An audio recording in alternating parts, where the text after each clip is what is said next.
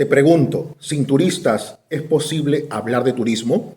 Te reformulo la pregunta. Sin presencia efectiva de turistas, de flujo de visitantes, ¿es posible, es viable seguir desarrollando destinos turísticos? ¿Es legítimo en la práctica, en la teoría, hablar de turismo sin turistas? Creo que la pregunta no es obvia y nos invita, ¿no?, a la reflexión. Basándonos en la teoría del turismo, todo el acopio, ¿no?, de información que podemos tener a partir de libros, seminarios, autores, clases, etc., etc., etc., podemos decir que el turismo se compone, ¿no?, de 4 o 5 elementos clave, ¿ya?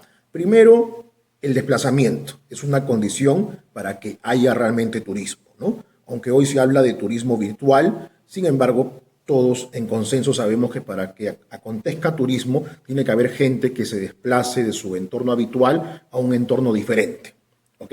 Este desplazamiento se justifica por motivaciones. La motivación en el viaje es muy subjetiva, no es solo la que nos dicen los libros, es muy subjetiva.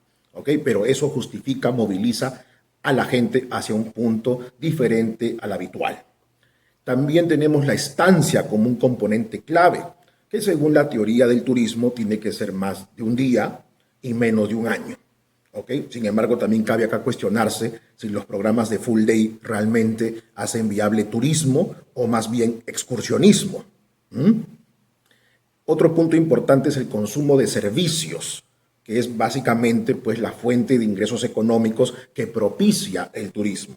Si no hay servicios de transporte, alojamiento, gastronomía, guiado, pues no habría pues todo este motor, ¿no?, económico que genera el turismo. ¿Ok? Hasta ahí tienes 4 componentes clásicos.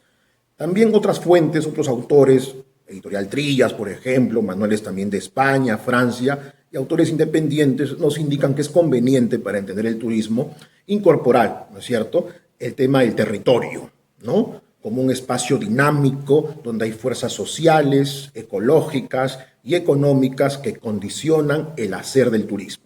Me parece válido, muy bien.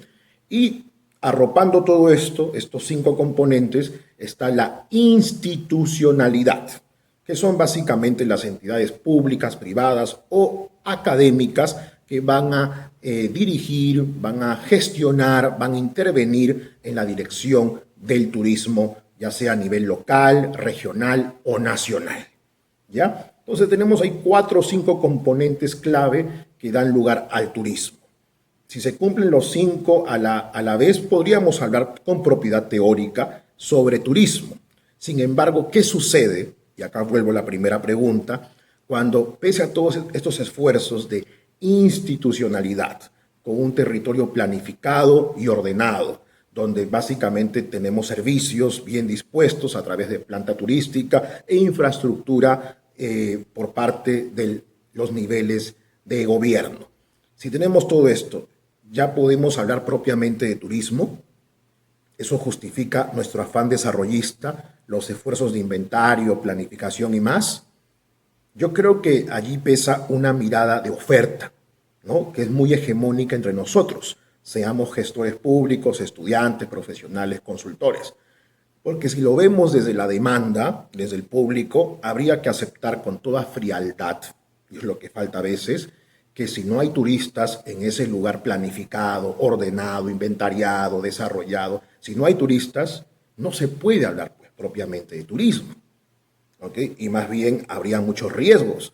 Piensen, por ejemplo, en lo que generó la pandemia en las poblaciones rurales, cuando el discurso loable, por supuesto, del turismo comunitario o turismo rural comunitario tuvo durante mucho tiempo su apogeo, su éxito, hoy también ya lo tiene. Sin embargo, llegada la pandemia, muchas poblaciones rurales que apostaron por el turismo la pasaron mal, porque abruptamente, con las cuarentenas, con las restricciones, ya no habían turistas, ya no habían visitantes, tampoco flujo económico. Entonces allí el discurso dominante fue el turismo, ya no como alternativa, sino como una herramienta de desarrollo. Y esa frase nos debe llevar a la reflexión, por lo menos, porque no es así. Muchas poblaciones rurales reemplazaron sus actividades agrícolas primarias por el turismo y se vieron pues seriamente afectadas con el arribo de la pandemia del COVID. Entonces, yo creo que es muy importante y justo cuestionar, ¿no?, nuestro enfoque teórico y práctico del turismo. Yo creo que en esa reflexión se puede deconstruir, hacer un esfuerzo de deconstrucción de esas bases teóricas del turismo y ser un poco más pragmáticos, porque al final del día, si buscamos una reactivación que en muchos países no se ha dado plenamente, en el caso del Perú, ni por asomo, y esto puede incomodar a mucha gente, pero es una verdad objetiva, pues sí cabe, ¿no?, desarrollar mejor una mirada de demanda y preguntarse, ¿realmente nuestros destinos locales, regionales, merecen llamarse destinos turísticos? ¿Acontece turismo allí? ¿Hay o no hay visitantes? Te lanzo ese centro. Piénsalo.